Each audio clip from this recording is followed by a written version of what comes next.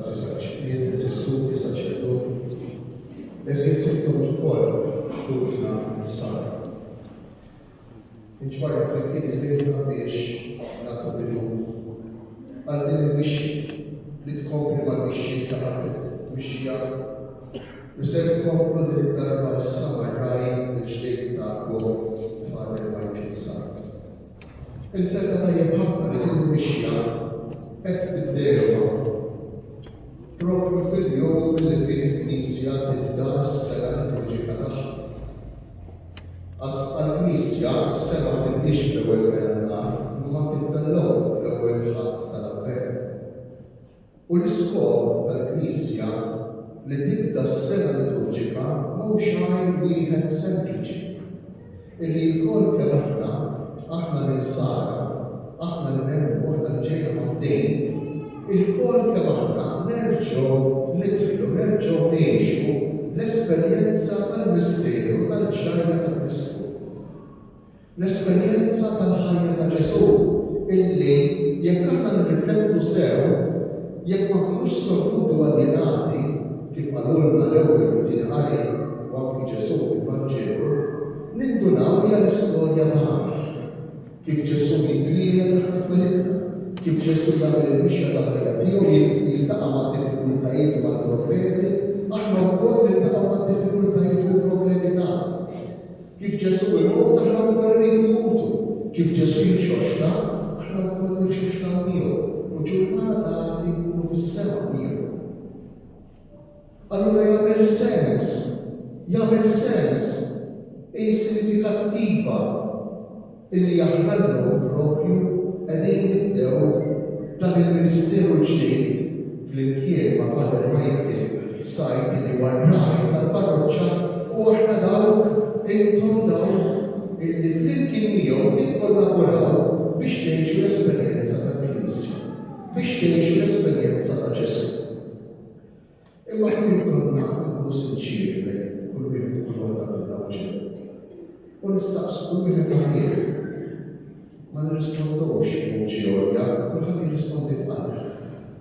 Kieku jkollna nkunu sinċiri.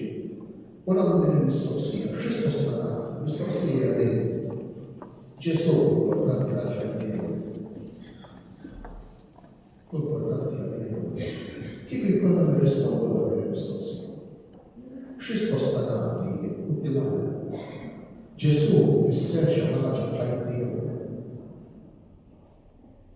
Bieħu minn ħajru xorta waħda jew le. Jiena ma nafx jekk għal ħafna minna insibuha tqila illum fi żmien qed ngħixu biex nifhmu biex narfu is-sinifikat, it-tifsira, il-bżonn ta' Ġesu. Forsi xi ħadd minna jgħid jien mingħajr Ġesu nista' ngħaddi. Jien mingħajr Ġesu forsi xi ħadd minna jgħid ngħaddi ħnar. Għax ma jkollniex jifakkarni f'x'għandi nagħmel, x'm'għandix nagħmel, ma jkollniex min jindaħalni, ma jkollniex lil xi ħadd jittettib fuq il-kuxjenza ta' qalbi u jgħid dik għamilha u ma tagħmilx, forsi ngħaddi aħjar. Din kienet is-sitwazzjoni tan-nies illi għalihom jitkellem San Pawl fit-tieni tal-Krismajna. Din kienet is-sitwazzjoni tan-nies fi żmien Noè li smajna mill-Vanġelu tal-lum. Jieklu u jixorbu, jiżewġu u jiżżewġu. Mingħajr il-bżonn li jħallsu fuq. Kważi il-ħajja tagħna ta' kuljum hi bissejjed għalina. Nippruvaw kemm jista' jkun inkunu sew qed ifisser tiekol u tixrob, tipprova tkun sew f'ġismek, tieħu ħsieb il-bżonnijiet tal-bażiċi tal-ġisem tiegħek. Tissewweġ ifisser li ppruvaw inkunu sew fejn jidħlu ir-relazzjonijiet, fejn jidħlu l-bżonnijiet soċjali. Nippruvaw nħossuna maħbubin u nsibu l-minhom. X'għandna bżonn iktar? Jekk għandna l-ħobsna ta' kuljum, jekk għandna fejn norqdu fejn nieklu, jekk għandna nies jħobbuna u nħobbuhom, x'għandna bżonn iktar? X'għandna bżonn lil Alla? Din hija l-illużjoni, din hija l-kitba li tippreżentanna d-dinja li qed ngħixu fiha. Kif ikollna nirriflettu ta' veru u nistedinkom biex nittuha bis-serjetà. Għax jekk ma nitux bis-serjetà mistoqsijiet jitelgħu minn fuq qalbna, ma nistgħux nieħdu bis-serjetà l-fidi. Ma nistgħux nieħdu bis-serjetà l-Ġesu. Jekk jien ma naqax li nifsi fi kriżi u nistaqsi ma' Ġesu veru jfisser tiegħi jew le, allura jien qatt mhu se nintelaq fih, qatt mhu se gawdi verament minn dak li jistgħini fil-kliem qatt mhu se nemmen tassew, qatt mhu se niddeċiedi li nafda tassew fih. Kif ikollna nirriflettu ftit, għandi x'saf, forsi ta' mis-sabiħa tal-ġenere forsi. Ħadda nużaw kantuniera, jew żewġ kantunieri minna, imma sabiħa ta' kif ikollna nirriflettu ftit x'kienna l-lum u kemm għandna x'tik. Kif ikollna nirriflettu ftit forsi inti tħossok l-iktar persuna maħbuba, għandek raġel li tassew iħobbok b'imħabba kbira, għandek mara li lesta li tagħmel kollox għalik, tħobbok b'imħabba tal-ġenere. Kif ikollna nirriflettu ftit, dejjem jibqa' kantuniera f'qalbek. U xi drabi hi kantuniera kbira, xi drabi mhix kantuniera imma pjazza ġoqalna fejn hemm l-insodisfazzjoni, fejn hemm il-fart, fejn hemm xi ħaġa li mhix qiegħda f'posta.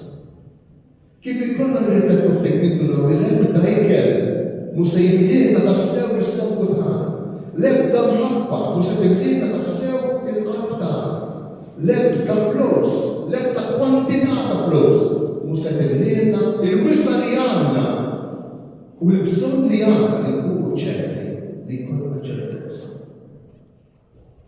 Kif ikollna nirriflettu ftit nindunaw li hemm wisq fil-qalb tagħna illi huwa xi ħaġa waħda, għal xi ħaġa li ngħixha din id-dinja. Provajt nillieħ karozza ġdida wara ftit xbajt minnu. Provajt nillieħ milli niżżewweġ wara ftit alla ħaresqa imma tiġri id-dispjaċir. Provajt nillieħ li jkolli tfal wara ftit indunajt kemm ġiebu problemi u diffikultajiet. Provajt nillieħ billi nibda x-xogħol wara ftit indunajt li qabel kont aħjar. Provajt ma nistgħu nkunu sirrejn. Għaliex? Għax hemm kantuniera f'qalbek li ma tistax timlila bl-ebda oġġett, bl-ebda persuna, bl-ebda esperjenza ta' dik l-art. U bir-raġuni l-profeta Eżajja allura fl-ewwel qari jgħid ejja nitilgħu fuq il-muntanja Karmulej. Ejja mmorru fuq l-Olja Karmulej u rrepetejna fis-Salm. Dak is-Salm sabiħ li kkantaw illum tumut lejn Ġerusalemm. Diġà qegħdin riġlejna fil-kwiet Ġerusalemm. Ġerusalemm li hija is-sodisfazzjon tal-qalb fi kliem ieħor tal-qalb tagħna. Hemm dik il-parti fina, hemm dik il-ħofra fina ta' min kbira u min żgħira. U ta' min forsi lanqas nippruvaw biha għax nippruvaw nordmuha, nippruvaw nsodduha, nippruvaw ngħixu storduti. Illum biex nistordu għandna kemm irridu. U interessanti ħafna x'anki l-istess soċjetà, anki l-istess sasliet tas-soċjetà. Is-soċjetà għandha biża' tgħinna nistordu, mhux stordament pereżempju bħalissa darba nibdew niġġieldu kulħadd biex jixtri, mhux stordament ta' bejn. Li tixtri u għad inti verament sodisf, mhux stordament bejn. Mhux stordament bejn li inti tisker kif għalilna saħħa li inti tixrob. Mhux stordament bejn li inti tuża is-sustanzi li flok li jgħinuk f'ġismek li jkissrulek il-mod moħħok u l-pjata normali tiegħek. Mhux stordament bejn li inti tuża l-ħaxixa, mhux stordament bejn li inti tuża droga, mhux stordament bejn li inti prova bih timla l-vojt, dan il-vojt illi Ġesu qiegħed jgħidilna dak huwa l-post tiegħek. Jekk jent ma tippruvax tiddixxi, ma titlax fuq glorja, jekk jent ma tippruvax tiltaqa' miegħi bil-verità dak il-vojt mhux tal-mhux se tinnieħ, tal-se jibqa' sib. U allura sar Ġibriel jiena għandi nixtieq nawguralek lilek lis-saċerdoti lilkom il-kol li ma nibsewx fil-vojt li hemm L-avventu żmien propju ta' dak il-vojt. L-avventu propju żmien meta jien ninduna li ġo fija hemm ħofra kbira li tista' tinbidel f'karma f'talba ejja mulej Ġesu. Għandi bżonn. Imma mis-smiħna. Ejja mulej Ġesu. Għandi bżonn. Ejja niekol qed niekol. Xorta ma nistgħix verament sodisfat. Anzi, meta niekol tajjeb u niekol iżdejjed iweġġa' niskom. Infittex kemm infittex relazzjonijiet, forsi lanqas waħda kemm iżdejjed, lanqas it-tieni jew it-tielet kemm iżdejjed, xorta waħda kantuniera kbira ġofija li mhix mimlija. Għodu attenti ta' għax aħna drabi aħna ngħixu fil-illużjoni li hawnhekk se nsibu ġenna tal-art. Il-ġenna mhix tal-art, m'għandniex ċans nissibuha. Għodu attenti. Għax nispiċċaw niġru wara r-riħ kif jgħid tajjeb oħenet wieħed mill-kotba tal-Iskrittura. Nispiċċaw niġru wara r-riħ. Wara jkun ġrejt u ċilejt, tinduna li ġrejt wara r-riħ. Allura ejja mulej Ġesu, jalla kull parroċċa, jalla l-parroċċa tagħkom id-dedikata lil Marija, illi hija l-ikona, hija l-immaġni ta' dik l-istennijiet, ta' dik l-ixtaqet, ta' dik li ridet tal-vojt lesta l-Alla. Marija li kienet ċebba lesta l-Alla, baqgħet vojta biex tibtela l-Alla. Għax int ma tistax ma toħroġx vojt ġofejk jekk trid tibtela b'xi ħadd kbir.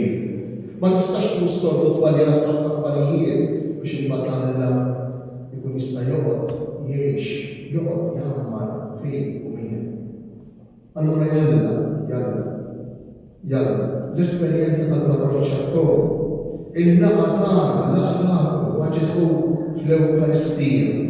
Din hija rikna ħaġa essenzjali. L-Ewkaristija tal-ħadd. Ma nitraskurawiex l-Ewkaristija tal-ħadd. L-Ewkaristija tal-Mulej. Ma nitraskurawiex l-ebda esperjenza oħra, l-ebda suċċess ta' tfal fl-sports, fl-Spejn, jew f'affarijiet oħra, mhux se jimla l-qal kif jimlija Ġesu bl-esperjenza ta' ċelebrazzjoni tal-Ewkaristija tal-ħadd. Jalla, il-komunità parrokkjali, id-dowr tinġabar dwar il-kelma tagħna. Għalhekk hemm ħabbart il-kelma tagħna. U wieħed mill-ewwel mill-ikbar dmirijiet tal-kappillan tal-arċipijiet li jxandar il-kelma tagħna. Ja din il-kelma li tedukana l-qalbna. Għandna bżonn nagħmlu edukazzjoni. Għandna bżonn nindunaw il-istorduti kif għalilna San-Pawl. Għandna bżonn nindunaw li kultant infittxu biex niskru. Għax nagħmlu maħniex sew. Imma flok li naffaċċjaw il-vojt u nippruvaw nimlaħu dak li verament jimnieh b'Ġesu nistordu. Nippreferu nistordu. Bel ħaġa nistgħu nistordu. Biżejjed toħroġ il-mowbel u tħares u tqalleb diġà tistordu. Ma tibqax mal-vojt. Allura smigħ tal-kelma tagħna li tagħtina dan fuq ħajjitna. Li teduka id-domanda li jerġa' kull wieħed u kull waħda minnha id-domanda u wkoll il-karità l-imħabba prattika, l-imħabba li tlaqqana ma' xulxin fir-relazzjonijiet u dejjem nieħdu ħsieb xulxin fil-bżonnijiet verità.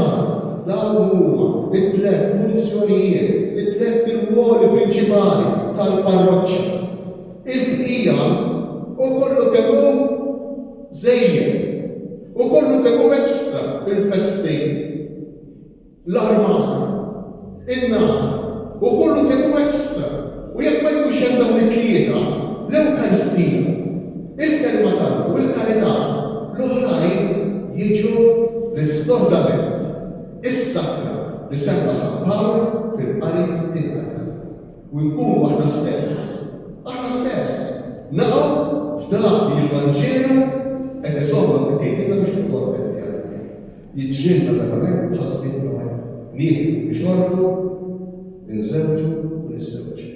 Jalla dan l-avvent flimkien ma' dan il-bidu tal-Ministeru tal-Arċipijiet ikun ukoll xewqa ta' bidu ta' kull wieħed u waħda minna intom li tgħixu fil-parroċċa tas-Serdoċ. Jalla, il-vojt li hemm f'qalbna ma nibżgħux minnu, anzi, immorru lejn il-għolja ta' Sion, lejn il-għolja ta' Ġerusalem, għax minn hemm biss nistgħu niksbu l-ħelsien billi niltaqgħu ma' Ġesu fl-Ewkaristija, fil-kelma u fl-imħabba.